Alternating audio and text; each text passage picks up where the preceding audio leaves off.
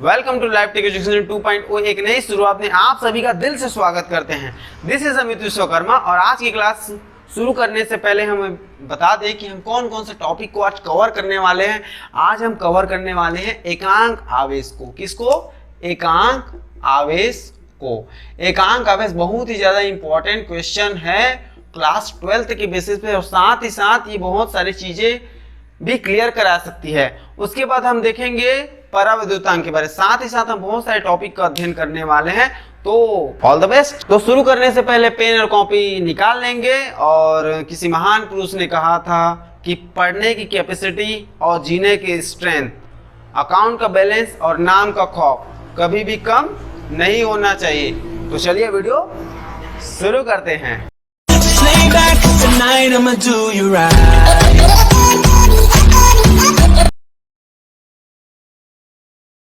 तो आज की क्लास में हम पढ़ेंगे एकांक आवेश के बारे में। एकांक आवेश बहुत ही ज़्यादा इंपॉर्टेंट है क्लास 12th की बेसिस पर, जो कि हम बहुत सारे टॉपिक क्लियर कर चुके हैं। अगर वो वीडियो आप लोग नहीं देखे हैं तो लिंक डिस्क्रिप्शन में आप जाकर देख लीजिए, फिर उसके बाद स्टेप बाय स्टेप आगे बढ़िए। तो आज की क्लास शुरू करने से पहले दो बातों का मुख्य ध्यान दीजिएगा कि हमें कुछ चीज़ें होती हैं जो हमें साफ साफ समझ में नहीं आती, लेकिन कुछ चीजें ऐसी होती है जो देखते ही समझ में आ जाती है। तो देखते ही समझ में आ जाती है वो चीजें अक्सर हमें समझ में नहीं आती, क्योंकि आजकल के जनरेशन में हो क्या रहा है ये तो आप लोग देख चुके हो कि जिस उम्र में बच्चे को पढ़ना चाहिए उस उम्र में बच्चे क्या कर रहे हैं, ये मेरे से बेहतर आप लोग जानते हैं। खैर ये सब बातें होती रहेगी, हम क्लास शुरू करते हैं। तो एकांक आवेश, एकांक आवेश मतलब क्या होता है? Unit charge. इसको इंग्लिश में बोला जाता है बेटा यूनिट चार्ज। क्या बोला जाता है? Unit charge. तो चार्ज मतलब तो आवेश होता है और यूनिट मतलब क्या होता है? एकांक। समझने वाली बात है। तो एसआई पद्धति में देखो हम दो पद्धति देखेंगे, एक एसआई पद्धति देखेंगे, दूसरा सीजीएस पद्धति देखेंगे। अब सीजीएस पद्धति और एसआई पद्धति अगर आप लोग 11 में पढ़े होंगे तो आपको याद होगा। एसआई पद्धति मतलब एसआई पद्धति में क्या होता है? सभी का मात्रक अलग अलग होता है, लेकिन लंबाई को मापेंगे मीटर से, तो वही ऊंचाई को भी किससे मापेंगे? मीटर से मापेंगे, ठीक है। और अगर चौड़ाई की बात हो तो मीटर से। लेकिन सीजीएस पद्धति, एमकेएस पद्धति अलग अलग होता है। सीजीएस पद्धति में क्या होता है? लंबा सीजीएस पद्धति मतलब ये हो जाएगा सेंटीमीटर ग्राम सेकेंड, मतलब लंबाई को किससे मापेंगे? सेंटीमीटर से मापेंगे। वहीं अगर वजन की बात करें तो ग्राम से मापेंगे। और खैर ये तो 11th का टॉपिक है यार, तो आप 11th को अच्छे से पढ़िए। बाकी हम 12th में आते हैं एकांक आवेश के बारे में। तो एकांक आवेश देखिए एसआई पद्धति में इसका एसआई मात्रक में इसका जो डेफिनेशन होगा वो अलग होगा और सीजीएस में अलग होगा। तो एसआई मात्रक में इसका जो डेफिनेशन है उसमें बोला क्या गया है? यदि समान परिमाण के दो सजातीय आवेश, ना ध्यान दीजिएगा बात को कि सजातीय आवेश की बात की गई, आवेश की बात की तो गई है लेकिन सजातीय आवेश की बात की गई है। आवेश वायु या निर्वात में 1 मीटर की दूरी पर स्थित हो। वायु या निर्वात पर कितने मीटर की दूरी पर स्थित हो बेटा? 1 मीटर की दूरी पर। 1 मीटर मतलब क्यों? क्योंकि एसआई पद्धति बोल रहे हैं ना। एसआई पद्धति के अनुसार एसआई मात्रक में यदि दो समान परिमाण के आवेश, सजातीय आवेश एक दूसरे से कितने दूरी पर हो? 1 मीटर की दूरी पर स्थित होने पर एक दूसरे को 9x10⁹ न्यूटन बल से प्रतिकर्षित करती है या फिर करे। तो प्रतिकर्षित मतलब क्यों करेंगे? प्रतिकर्षित क्यों करेंगे? आकर्षित भी तो कर सकते हैं। सवाल आया होगा आपके दिमाग में, है ना? ये छोटा सा सवाल आना भी चाहिए। अगर सवाल नहीं आया तो क्या फायदा पढ़ने में। तो प्रतिकर्षित इसलिए करेंगे क्योंकि वो समान आवेश है। कौन सा आवेश है? समान आवेश है, मतलब सजाती है जी, सजाती है। और आप लोग पिछले क्लास अगर अटेंड किए होंगे या फिर देख रहे होंगे वीडियो तो आपको पता होगा कि सजातीय आवेशों में क्या होता है? प्रतिकर्षण होता है और विजातीय आवेशों में आकर्षण होता है। तो यहाँ पर सजातीय आवेश की बात की गई, इसलिए वो क्या करेंगे? प्रतिकर्षित करेंगे। और कितने बल से प्रतिकर्षित करेंगे? 9x10⁹ न्यूटन के बल से प्रतिकर्षित करती है। तो प्रत्येक आवेश को क्या बोला जाता है? एकांक आवेश। प्रत्येक आवेश को क्या बोला जाता है, एकांक आवेश। अब देखिए यदि F बराबर जो फोर्स का मान है वो 9 क्रॉस 10 की पावर 9 न्यूटन हो जाएगा, और R जो दोनों बीच की दूरी, जो दोनों एकांक आवेश की जो दूरी है, मतलब दोनों समान परिमाण के बीच का जो डिस्टेंस है वो कितना है, 1 मीटर, क्योंकि वो 1 मीटर पर स्थित है ना। परिभाषा में साफ साफ बोल दिया गया है कि सजातीय आवेश एक दूसरे से 1 मीटर की दूरी पर स्थित है। और Q1 के बराबर क्या हो जाएगा बेटा, Q2 हो जाएगा, और दोनों के बराबर क्या हो जाएगा, Q, क्योंकि दो समान आवेश है ना, दो समान आवेश है। अब तब देखेंगे, हमने देखा था पिछली क्लास में कूलाम का नियम, और कूलाम के नियम में जो डेफिनेशन के अकॉर्डिंग तो हमने कुछ बात की थी, लेकिन साथ में एक सूत्र भी निकला था, जिस सूत्र का नाम तक क्या था, अगर बोला जाए तो F equal to 1/4 pi epsilon 0 into Q1 into Q2 divided by R square है। तो ये तो था ही, साथ ही साथ 1/4 पाई एप्सिलॉन 0 को क्या बोला जाता था जी, 9 क्रॉस 10 की पावर 9। तो वहीं से एक सूत्र का हम रखेंगे SI में, CGS में कुछ अलग हो जाएगा ना CGS में, क्योंकि माध्यम जो है, माध्यम अभी वायु निर्वात है, तो हम SI वाले में देखेंगे, ठीक है, और उसमें वायु निर्वात माध्यम रहेगा, लेकिन उसका सूत्र अलग हो जाएगा। तो F बराबर क्या हो जाएगा, 9 क्रॉस 10 की पावर 9 Q1 इंटू Q2। अब देखिए हमारे पास इस F का मान कितना है, 9 क्रॉस 10 की पावर 9 है, R का मान कितना है, 1 मीटर है, और Q1 के बराबर Q2 है, दोनों के बराबर क्या है, Q है। तो हम यहाँ पर Q1 के बराबर क्या रखेंगे, भी Q रखेंगे, और Q2 के बराबर भी क्या रखेंगे, Q रखेंगे, क्योंकि दोनों एक दूसरे के क्या है, बराबर है। क्लियर है बात। अब यहाँ पर से इस समीकरण में मान रख देंगे, तो 9 क्रॉस 10 की पावर 9 यहाँ F की जगह रख देंगे, और ये 9 क्रॉस 10 की पावर 9 वो तो फॉर्मूला में है ही, इनटू क्या हो जाएगा, Q1 की जगह Q रखेंगे, और Q2 की जगह भी क्या रखेंगे, Q रखेंगे, और दोनों आपस में क्या हो रहा है बेटा, गुणा हो रहा है, क्योंकि गुणा का निशान है ना, ध्यान देने की बात को, क्रॉस मतलब गुणा भी होता है।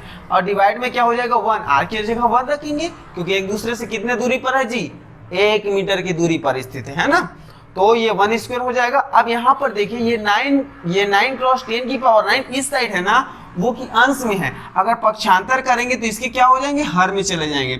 अब बराबर क्या हो जाएगा, Q का गुणा Q के साथ, मतलब Q का वर्ग, मतलब Q स्क्वायर में कहते हैं इसको, डिवाइड में क्या हो जाएगा, 1 हो जाएगा। अब क्लियर देखो 1 क्यों हुआ, क्योंकि 1 का वर्ग होता है 1। उसके बाद देखेंगे ये दोनों आपस में क्या हो जाएंगे जी, कट जाएंगे, और कटेंगे तो 1 आ जाएगा, बराबर क्या हो जाएगा, Q का वर्ग। अब आपको समझ में नहीं आया होगा कि 1 कहां से चला गया, भाई 1 जैसे ये 4 है तो 4 नहीं है, 4/1 है, तो इसको 4 भी तो लिख सकते हो ना भाई साहब, है ना, समझना बात को। अब ये इसको भाई या इसको क्या करते, ये इस साइड था, हमने जमा कर लिख दिया, Q स्क्वायर के बराबर क्या हो जाएगा, 1। और जब भी ध्यान दीजिएगा मेरी बातों को, वैसे आप लोग जानते हो कि वर्ग को पक्षांतर करते हैं तो क्या लग जाता है, अंडर रूट लग जाते हैं। क्लियर है बात यहाँ तक। अब ये जो 1 है अंडर रूट के अंदर है, अगर इसको बाहर निकालेंगे प्लस माइनस क्या हो जाएगा, 1, और यही क्या है हमारा एकांक आवेश। क्लियर। अब देखेंगे कुछ इंपॉर्टेंट फैक्ट की बात करते हैं, तो इंपॉर्टेंट फैक्ट के अकॉर्डिंग हम कुछ डीप देखते हैं। ऐसे पद्धति में आवेश का जो मात्रक होता है वो क्या होता है, कूलाम होता है। ऐसी पद्धति में आवेश का मात्रक क्या होता है, कूलाम होता है, और कूलाम आवेश का सबसे बड़ा मात्रक होता है। अतः छोटा मात्रक जो है वो माइक्रो कूलाम हो जाएगा। कूलाम आवेश का सबसे बड़ा मात्रक है, तो अतः छोटा मात्रक भी बात की जाए तो क्या हो जाएगा, माइक्रो कूलाम। माइक्रो कूलाम और एक माइक्रो कूलाम, देखो ये जो चिन्ह है वो माइक्रो का है और ये है कूलाम का चिन्ह। ठीक है, क्लियर है।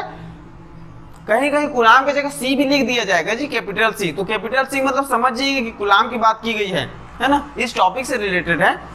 तो एक माइक्रो कूलाम बराबर हो जाएगा 10 की घात -6, क्योंकि एक माइक्रो बराबर क्या होता है बेटा, 10 की घात -6 होता है। आपने पढ़ा होगा यार कि 11वीं की क्लास में, 11 पढ़े हो ना, हाँ।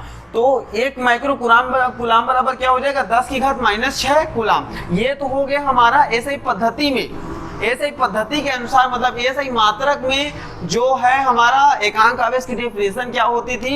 ये व्यंजक है छोटा सा प्यारा सा, आप लोग ध्यान देकर समझेंगे ना तो सारी चीजें क्लियर हो जाएगी।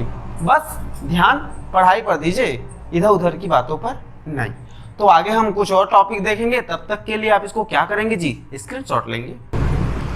तो अब देखिए सीजीएस मात्रक में एकांक आवेश की डेफिनेशन क्या हो जाएगी। जैसा कि मैंने आपको बताया था कि सीजीएस पद्धति मतलब क्या हो जाएगा, लंबाई को मापेंगे हम किससे, सेंटीमीटर से। वहीं अगर सीजीएस पद्धति में, जैसे सीजीएस में बताया था कि सीजीएस में क्या हो जाएगा, लंबाई को किससे मापेंगे, सेंटीमीटर से, और अगर वजन की बात करें तो उसको ग्राम से मापेंगे। और समय की बात तो आप सभी लोग जानते हैं, चाहे एसआई हो या सीजीएस हो या एमकेएस हो, सेकंड है ना, समय का मात्रक क्या है, सेकंड है।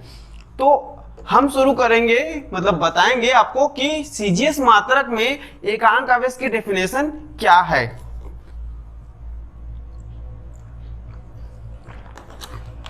आप वीडियो को लाइक करते हुए चलें और दोस्तों को शेयर भी कर दिया कीजिए ताकि आप समझें, और आप समझ गए तो लोगों को भी समझाएं।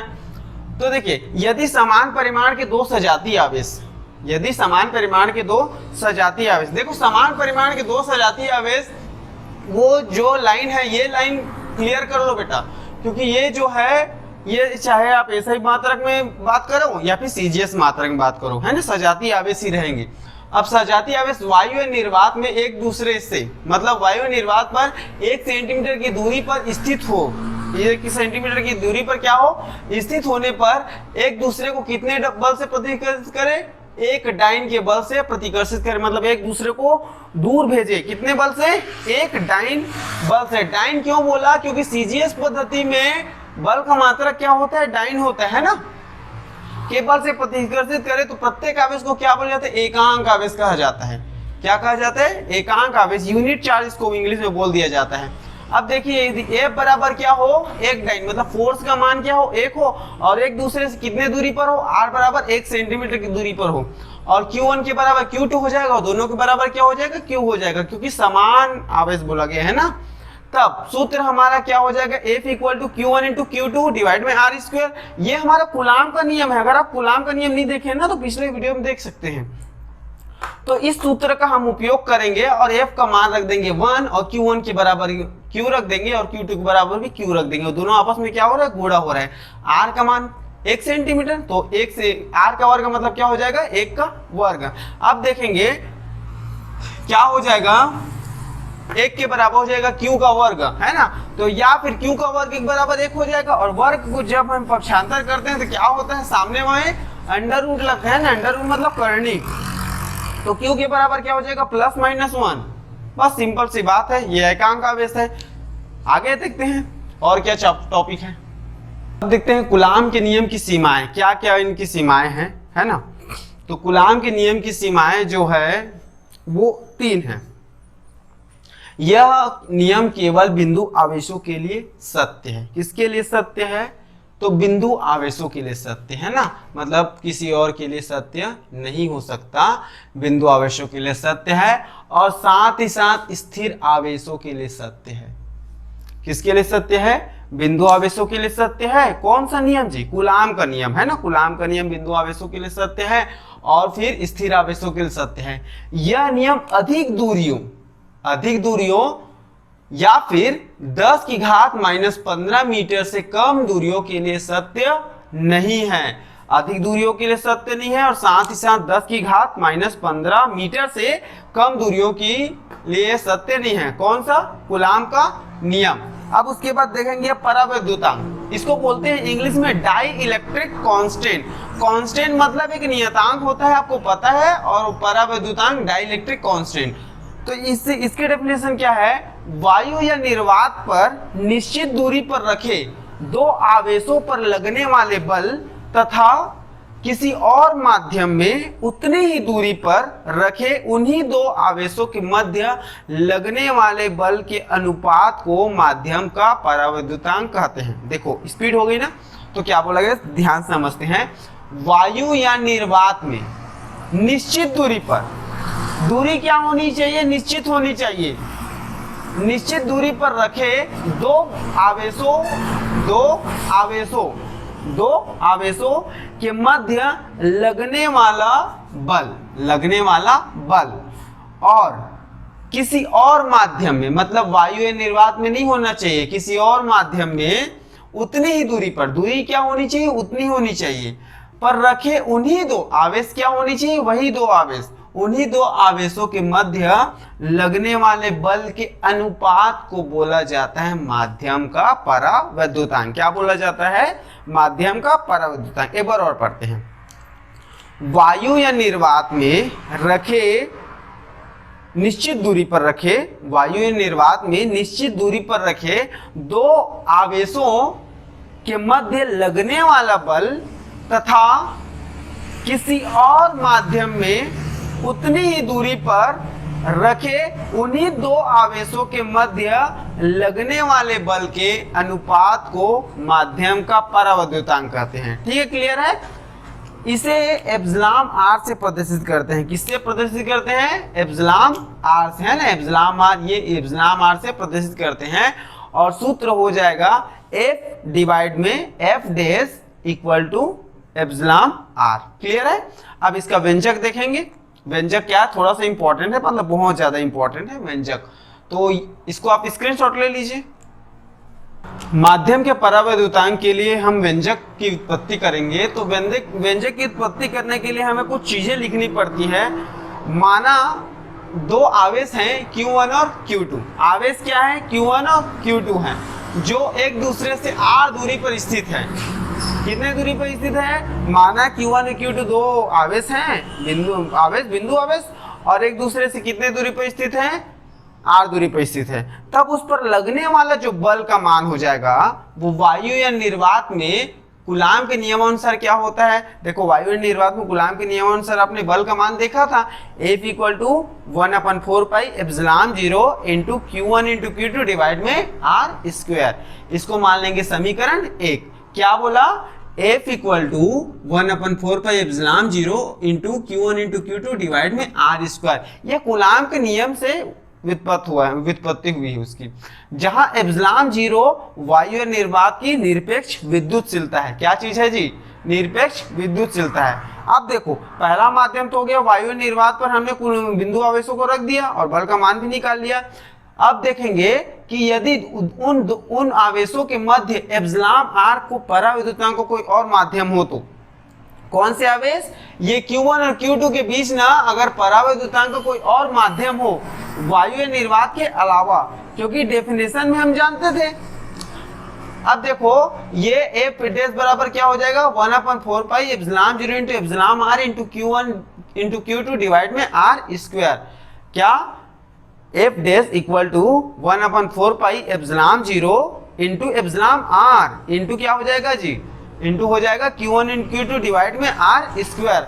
अब ये समीकरण 2 हो गया। अब समीकरण 1 को समीकरण 2 से क्या कर देते हैं? भाग दे देते हैं। तो जैसे हम भाग देते हैं तो F डिवाइड में क्या हो जाएगा? F डैश हो जाएगा, और 1/4 pi epsilon 0 into Q1 into Q2 divide में r स्क्वायर बड़ा बटा हो जाएगा 1/4 pi epsilon 0 into epsilon r और Q1 इंटू Q2 डिवाइड में r स्क्वायर। अब देखो, जैसे ही बटा होता है ना, तो ये पूरा में जब करते हैं तो अंश का हर और अंश का हर, मतलब हर का अंश और अंश में हर पलट जाता है। तो F डिवाइड में क्या हो जाएगा? F dash 1/4 pi epsilon 0 Q1 into Q2 divide में r स्क्वायर गुणा हो जाएगा, ये पलट जाएगा नीचे वाला बटा, तो 4 पाई epsilon 0 into epsilon r divide में क्या हो जाएगा जी? 1 हो जाएगा, ये वाला पलटा, और r स्क्वायर डिवाइड में Q1 इंटू Q2 ये हो जाएगा, ये पलटा।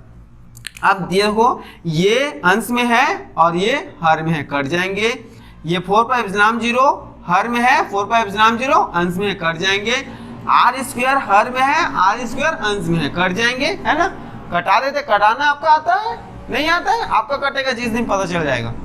उसके बाद F डिवाइड में क्या हो जाएगा जी? F डैश, उसके बाद ये हो जाएगा एप्सिलॉन r, जहां एप्सिलॉन r क्या है? माध्यम का परावैद्युतांक है। तो यही तो बोला गया था, वायु या निर्वात में रखे किन्हीं दो आवेशों के मध्य लगने वाला बल F तथा उन्हीं दो वही दो आवेश जो निश्चित दूरी पर रखे गए हों किसी और अन्य माध्यम में, उसके बल का मान F डैश का अनुपात मतलब F डिवाइड में F डैश किसके बराबर होता है जी? माध्यम का परावैद्युतांक के बराबर होता है। इसे एप्सिलॉन r से प्रदर्शित करते हैं। साथ ही साथ हम जानते हैं, इसके अलावा कुछ और चीज देखेंगे, तब तक आप इसको स्क्रीनशॉट ले लीजिए।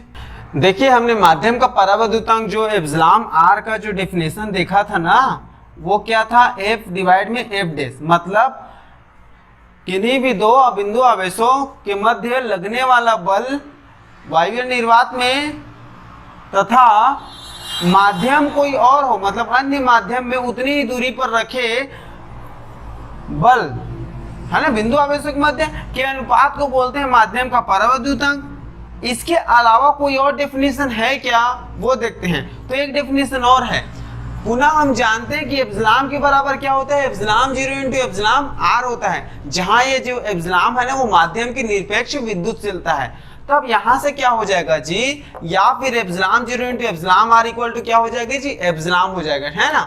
उसके बाद देखेंगे एप्सिलॉन आर इक्वल टू क्या हो जाएगा, अब इस एप्सिलॉन 0 को क्या कर देंगे पक्षांतर, तो एप्सिलॉन बटे क्या हो जाएगा, एप्सिलॉन 0। अतः यहां से एक डेफिनेशन बन जाती है कि किसी माध्यम का जो पराविद्युतांक एप्सिलॉन आर है, उस माध्यम की निरपेक्ष विद्युतशीलता एप्सिलॉन तथा वायु या निर्वात की विद्युतशीलता एप्सिलॉन 0 के अनुपात के बराबर होती है। एक बार और पुनः देखते हैं, किसी माध्यम का जो पराविद्युतांक है एप्सिलॉन आर, उस माध्यम की निरपेक्ष विद्युतशीलता एप्सिलॉन तथा वायु या निर्वात की विद्युतशीलता एप्सिलॉन 0 के अनुपात के बराबर होती है। क्या चीज, epsilon r equal to epsilon divide में एप्सिलॉन 0, जहां एप्सिलॉन 0 जो है वायु या निर्वात की निरपेक्ष विद्युतशीलता है। देखो ये निरपेक्ष विद्युतशीलता या विद्युतशीलता दोनों सेम ही है ना, इसमें कंफ्यूज मत होना, कहीं पर निरपेक्ष लिखा है कहीं पर केवल विद्युतशीलता लिखी है, तो बस सेम ही है। एप्सिलॉन आर इक्वल टू क्या हो जाएगा, एप्सिलॉन डिवाइड में एप्सिलॉन 0, जहां एप्सिलॉन 0 वायु निर्वात की निरपेक्ष विद्युतशीलता है और एप्सिलॉन क्या है, माध्यम की निरपेक्ष विद्युतशीलता है, और एप्सिलॉन आर जो है माध्यम का पराविद्युतांक है। समझ में आ गई बात यहाँ तक। अब इसके बाद जो मैं बोलना चाहता हूँ आप सभी को पता है क्या बोलना चाहता हूँ, है ना। अगर ये वीडियो आपको अच्छी लगी होगी तो इस वीडियो को लाइक करें, कमेंट करें, शेयर करें, और हाँ सब्सक्राइब कर दीजिए हमारे चैनल को, ताकि आपका सपोर्ट हमेशा बना रहे। देखो आपके एक लाइक एक सब्सक्राइब से ना हम लोग का जो है वो मोटिवेशन होता है, मतलब मोटिवेट होते हैं हम लोग। तो बस इसी चाहत में हम आगे बढ़ जाएं और आप लोग का सपोर्ट बना रहे। लाइफ टेक एजुकेशन में आप सभी का फिर से दिल से स्वागत रहेगा हमेशा। अगर वीडियो अच्छी लगी होगी तो लाइक करो, कमेंट करो, शेयर करो, सब्सक्राइब करो हमारे चैनल को। फिर एक बार रिपीट अगेन, तब तक के लिए बी सेफ, बी अलर्ट, जय हिंद, वंदे मातरम, जय सिया राम। अपना ख्याल रखिए, अपने दोस्तों का ख्याल रखिए, और हाँ keep smiling, all the best.